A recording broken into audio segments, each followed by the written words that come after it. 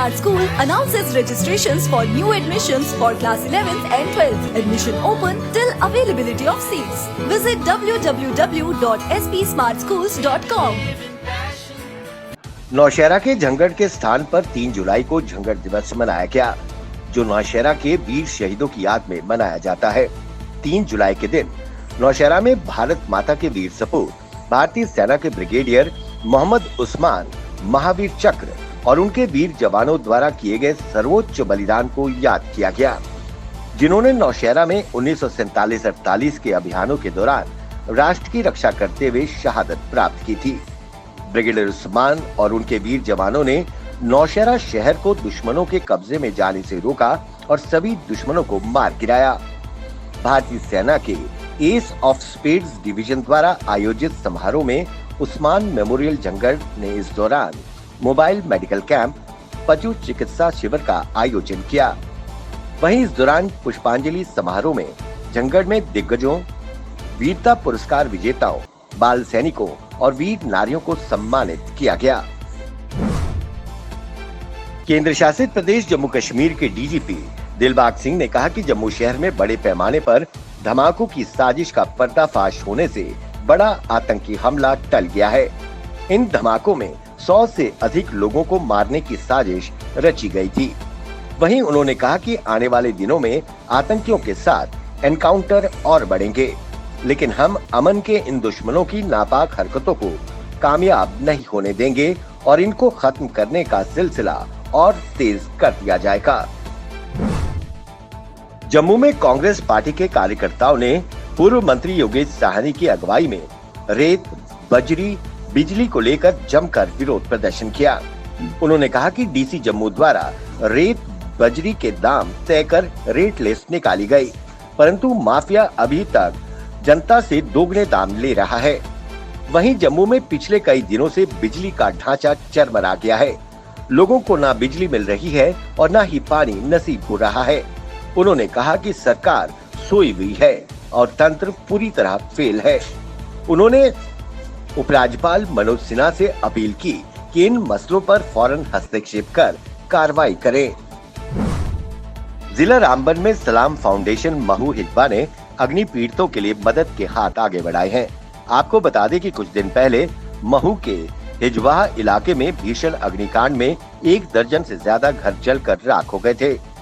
सरकारी और गैर सरकारी संस्थाएं लोगों का जीवन पटरी पर वापस लाने के लिए मदद कर रही है। 3 जुलाई को अध्यक्ष सलाम फाउंडेशन महूकारी इम्तियाज भट्ट की देखरेख में पीड़ितों को खाद्य सामग्री बांटी गई, जिसमें 50 किलो चावल, 20 किलो आटा, 5 किलो नमक, 2 लीटर तेल, हल्दी, मिर्च व अन्य खाद्य सामग्री बांटी गई। साथ ही 1 केजी चाय और 1 कंबल भी बांटा गया।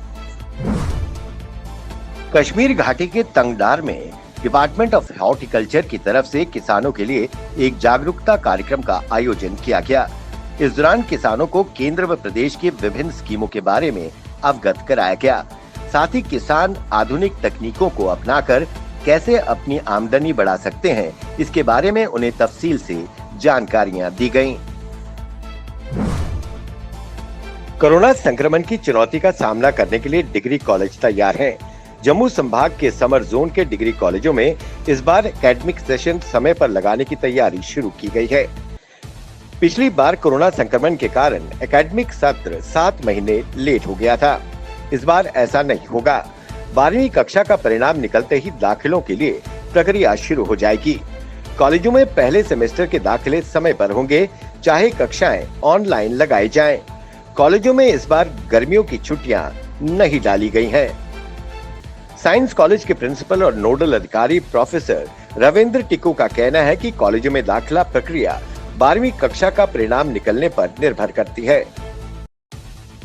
केंद्र सरकार ने देश के करीब 8 करोड़ छोटे दुकानदारों की सालों पुरानी मांग को पूरा करते हुए उन्हें सूक्ष्म, लघु एवं मध्यम उद्योग का दर्जा दे दिया। बीते दिन MSME मंत्रालय की ओर से इस संदर्भ में आदेश जारी किया गया है। केंद्र सरकार के इस फैसले से जम्मू का छोटा व्यापारी भी काफी खुश है और उसका मानना है कि ऐसा करके सरकार ने व्यापारियों को बड़ी राहत दी है और इससे आर्थिक गतिविधियों को भी बढ़ावा मिलेगा। केंद्र सरकार ने सभी थोक व खुदरा व्यापारियों को MSME का दर्जा दिया है।